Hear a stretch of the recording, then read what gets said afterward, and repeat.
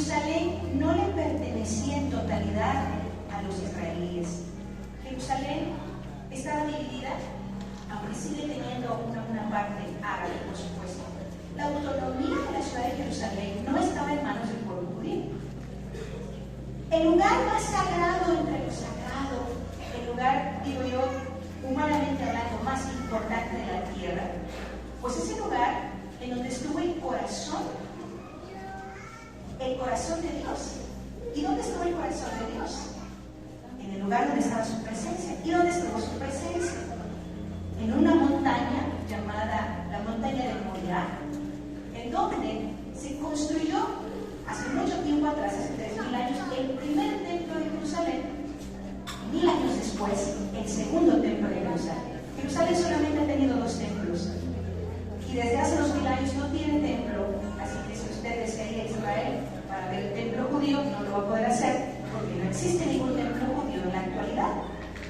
Desde el tiempo del exilio babilónico, los judíos crearon el concepto de la sinagoga, y esos fueron los lugares donde ellos comenzaron a reunirse y a preservar la fe, ya que en ese tiempo, en el exilio babilónico, unos 400 años, 500 años antes de Cristo, no tenían acceso al templo. Herodes el Grande, construye un templo majestuoso, conocido como el segundo templo de Jerusalén, que es precisamente el templo conocido por Jesús de Nazaret. Todas las historias que nosotros tenemos en el Nuevo Testamento acerca de Jesús yendo al templo, Jesús en las fiestas, Jesús hablando a los fariseos, Jesús hablando en los patios del templo, se refieren a ese gran templo majestuoso, maravilloso, que fue construido por el rey Herodes, el segundo templo de Jerusalén. Era la alegría del corazón del pueblo judío, tanto así que a Jesús le decían: te vamos a sorprender, Jesús, porque ya te vas a dar cuenta qué piedras y qué monumentos y qué lugares tan hermosos. Tenemos que tener en cuenta que Jesús venía de la provincia, Jesús venía de la Galilea, y los que habían estado en Jerusalén le decían: ahora sí te vamos a sorprender, Jesús. Jesús les dice con tristeza: de cierto os digo, que no quedará piedra sobre piedra que no sea derribada. Y esa profecía de Jesús se cumple en el año 70 de nuestra era, de la era cristiana, cuando un emperador romano destruye la ciudad de Jerusalén y destruye el templo judío. Y a partir de ese momento nunca más ha habido un templo judío en Israel, nunca más. El único vestigio que quedó en pie de esa época, del año 70 a la actualidad, es una muralla conocida por nosotros como el Muro de las Lamentaciones o el Muro Occidental. ¿Qué es el Muro de las Lamentaciones? Es nada más y nada menos que una pared de contención. No cree usted que era una pared del templo, no era una de las paredes del santuario, era una muralla de contención del monte del templo. Era tan enorme el templo judío que cuando se tenga la oportunidad de ver alguna maqueta, alguna reproducción, dése cuenta de la majestuosidad, de la grandeza de ese lugar. El lugar donde habitó la gloria divina, el lugar del arca, el lugar de la Shekinah de Dios, de la gloria de Dios, el lugar donde Dios hizo su habitación, el lugar que David le compró a un hombre llamado Abraham en Jebuseo para edificar un altar, el mismo lugar donde Abraham iba a sacrificar el Isaac.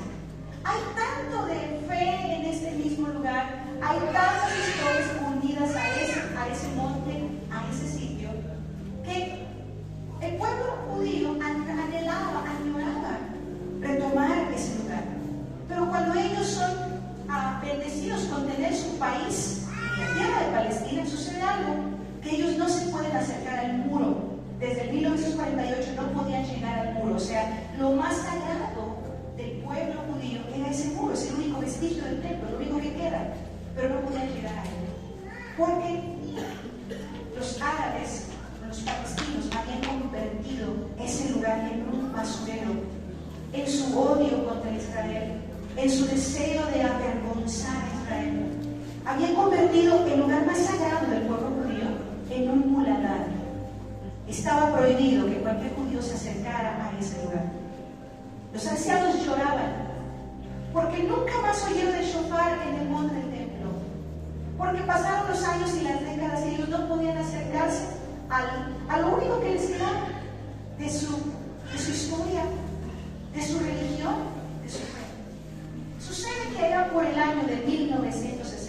17, hay un hombre llamado Gamal Abdel Nasser en la nación de Egipto que se levanta con una idea y dice: vamos a exterminar al pueblo judío, como si eso fuera fácil, ¿no? Dice: vamos a echar los judíos al mar, dijo don Abdel Nasser. Dijo: vamos a quitarlos de la faz de la tierra. Y lanza una campaña en donde mueve a las naciones vecinas, a las naciones árabes vecinas, donde todos son enemigos de Israel. Imagínense existir entre puros enemigos. No sé si alguien entiende ese concepto, pero pues usted tiene puros enemigos en el trabajo, no es el único, ¿verdad? Israel está rodeado de enemigos. Y resulta que don Gamal convence a estas naciones vecinas y dice: vamos a hacer la guerra a Israel y los vamos a exterminar en los 2 por 3, porque somos muchos y ellos son pocos. Porque nosotros tenemos ejércitos multitudinarios y ellos son una nación chiquita. Los vamos a hundir. No estamos listos para que un brote de judíos esté aquí, en la tierra de Palestina. Dijeron: también somos hijos de Abraham, así que vamos a sacar a estos judíos. Y se vienen las naciones árabes contra Israel, en una guerra en donde Israel llevaba todas las de perder, de manera sobrenatural, y que de verdad no me da tiempo para contar sabrosamente la historia. Se la voy a dejar ahí como una tarea para que usted investigue de eso, se va a maravillar. En solo 6 días, Israel no solo le ganó la guerra a los árabes, destruyó el ejército de los egipcios, los aviones, la flota aérea en tierra, la arruinó completamente.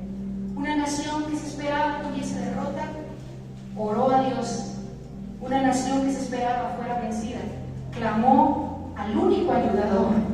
Como cuando uno dice aquellas palabras: ¿qué dijo aquel enamorado de Dios? ¿A quién tengo yo en los cielos sino a ti? Y fuera de ti, nada deseo en la tierra. Dios trae la esperanza de Israel. Ellos clamaron a Dios y algo sucedió. En 6 días Israel no solo ganó la guerra, retomó Jerusalén, extendió su territorio. Hizo su territorio tan grande que aún la península del Sinaí fue conquistada por el pueblo judío en 6 días. Pero el momento más maravilloso de esta guerra es un momento clave. Para mí es un momento conmovedor. Y he escuchado a veces los audios que se grabaron en vivo de ese momento, donde los soldados israelíes van corriendo por la ciudad antigua por primera vez. El corazón les late y van llegando al muro que por generaciones quisieron ver con sus ojos y no pudieron, y no podían tocar. Ellos llegan y van entrando a aquel famoso Yitzhak Rabin y aquel famoso Moshe Dayan, al que le faltaba un ojo, y van llegando al muro y se escucha el sonido de un shofar. Y por primera vez en mucho tiempo, debido a los enemigos que se levantaron contra ellos, el pueblo judío retomó el monte del templo y el muro de las lamentaciones volvió a ser un sitio de oración desde el 1967 hasta la fecha. Día, tarde, noche y madrugada, ese muro está lleno de alabanzas a Dios, está lleno de gente que obra, que adora, que glorifica a Dios. Y quiero decir una razón: cuando los enemigos se levanten contra ti, no todo es para mal. A veces Dios tiene que permitir, a veces Dios tiene que despertar a Faraón de noche y decirle: corretéalos, ¿verdad? A veces Dios tiene que hablarle a un Faraón actual para que se levante contra su pueblo. De otro modo, el muro de las lamentaciones no sería lo que es hoy. No veas mal tus procesos, no te desesperes cuando venga la prueba, no te desalientes cuando un enemigo se levante contra ti, porque la guerra de los 6 días nos hace ver que cuando tú confías en Dios, sin importar quién viene contra ti, sin importar cuán grande multitud se levanta en contra tuya, Dios está contigo y Él te va a entregar la victoria.